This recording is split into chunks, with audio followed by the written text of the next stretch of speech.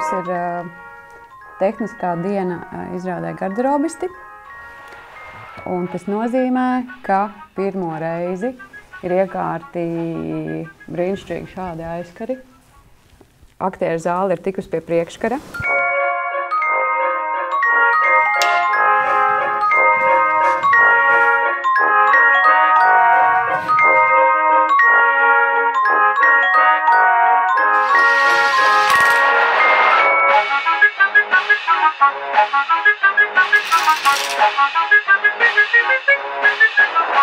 Tu tā vienmēr domā, kas notiek tajās kulisēs, tā kā notiek izrāde uz skatuves un kas notiek tajās kulisēs, bet kas notiek vēl tālāk, vēl tajā garderobē, kas notiek, un tur arī notiek ļoti lielas kaislības, dzīve, un nebūt ne interesantāki un pilnāki tādi piedzīvojumi un pārdzīvojumi.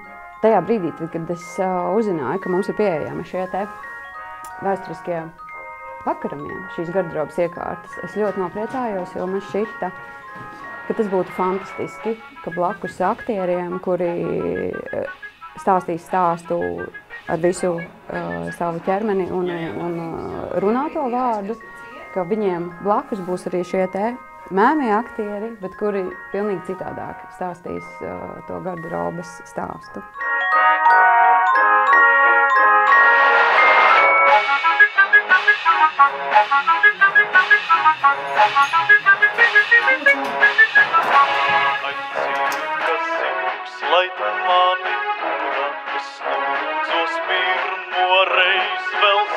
Izrāde garderobisti būs